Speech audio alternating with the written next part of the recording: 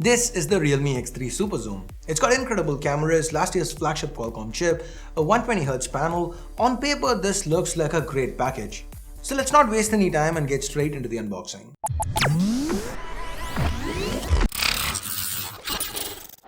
We have the standard yellow Realme box here, X3 SuperZoom and Realme branding to the top as well as the sides, spec highlights to the back. Looks like our review unit comes in the glacier blue color. Now the price on the box is 35,000, but Realme is going to be pricing it lower than that. Taking a peek at what's inside,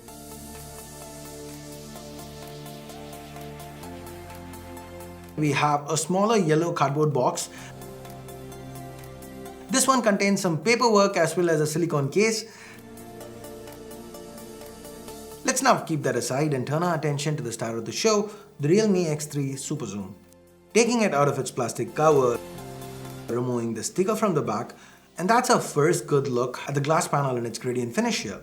Before we talk more about the phone though, if you guys have been enjoying the video thus far, then please consider turning on notifications by hitting that bell icon. Now while the phone boots up, let's take a look at what else we have. A 30-watt adapter and a USB Type-C cable, both with the signature Realme yellow accents. And we also have a SIM ejector pin. Coming back to the Realme X3 SuperZoom, this is one of the most interesting devices to launch this year. But honestly, the design does not reflect that. It sports the typical Realme look right down to the shiny gradient. As all glass builds go, this one is also a fingerprint magnet. Realme does say that there would be a white variant with a matte finish, which they've named Arctic White. But here, glass plus a 4200 mAh battery means the weight is slightly above 200 grams. That said, this weight is evenly distributed and the curved edges to the back make for as ergonomic a grip as possible with glass. As far as the button placements go though, Realme's done a great job. The power button / fingerprint scanner on the right edge is placed right where our thumb rests, and the volume buttons on the left are easy to reach as well. Up top, we have a secondary noise cancelling microphone, and the bottom is quite busy. We've got a dual SIM tray that comes with rubber grommets, the primary microphone, USB Type-C port, and finally the surprisingly loud downwards firing speaker. As some of you may have already noticed, Realme has skipped out on the 3.5mm headphone jack here, which is disappointing. Switching to the front, we have a 6.6-inch Full HD Plus display with a cutout to the top left for not one but two selfie cameras. The primary is a 32-megapixel Sony IMX616 that takes some good-looking shots. And the secondary, that's an 8-megapixel ultrawide. Here are some side-by-side selfies taken with both these cameras. How do you think they fare? Let me know in the comments. Now coming back to the display itself, we have Corning's Gorilla Glass 5 protecting this IPS panel. It can get nice and bright with rich colors, but the main USP here, it's gotta be that 120Hz refresh rate. Everything feels so smooth, even just scrolling around the user interface, and the animations, they look quite good. Powering all these pixels is the Snapdragon 855 Plus. Qualcomm's flagship SoC from last year. It's got no problems keeping up with the higher refresh rate demand, so I didn't notice any frame drops or lag in my limited time with the X3 SuperZoom. I expect the performance to continue to be solid.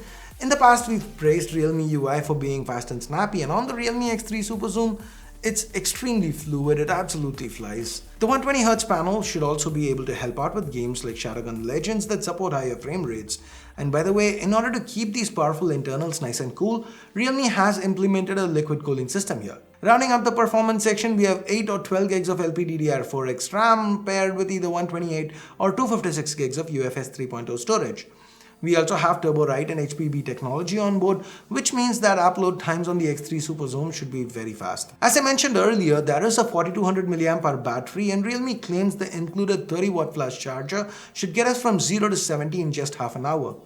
Apart from this proprietary flash charge, the phone also supports 15-watt USB PD, so compatibility is not an issue. And now let's move on to optics. We have 4 cameras to the back. The primary is Samsung's ISOCELL Bright GW1, a 64-megapixel sensor that's been paired with an f1.8 lens.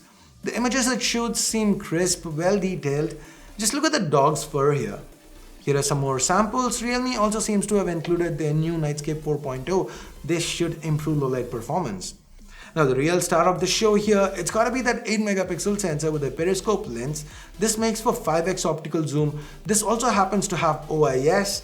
You can actually hear the rattle of the entire camera module, just like with the S20 Ultra. So like I said, we get 5x optical and also 10x hybrid. It goes all the way up to 60x digital. Apart from these two, we have a regular 8 megapixel ultra-wide and a 2 megapixel macro. The cameras here seem very interesting, so let me know if you want to see an in-depth camera comparison or a blind test. If not, I'll talk about the cameras in detail in the full review. Now that's about all for the Realme X3 SuperZoom. Realme also launched their X3 yesterday. Now it's almost the same phone, the same glass sandwich build, 120Hz IPS panel, 855 plus SoC, and even the same 4200 mAh battery. The only change is with optics. We have a 12 megapixel telephoto lens instead of the periscope super zoom, and the primary selfie camera is Realme's favorite 16 megapixel Sony IMX471. Everything else, including the primary camera, the ultra wide both front and back, and the macro, they're all the same. So how much do both of these phones cost? Well, Realme has priced them pretty aggressively at 24,999 for the Realme X3 and just 3K more at 27,999 for the Realme X3 SuperZoom. Basically, we're getting processors that can only be found on 30K plus phones in general, starting at 25K. So here's my question for you guys. What do you think about these two new launches from Realme? Also, what phones would you want us to compare them against? Let me know in the comments below. And with that, we get to the end of this video. Thumbs up, thumbs down based on whatever you felt about it. If you did like it, hit like, subscribe, and turn on notifications by hitting that bell icon if you haven't yet. Thanks a lot for watching. Till next time, my name's Ash. You've been watching C4E Tech. And I'm signing off for now. You guys have a great day. Bye-bye.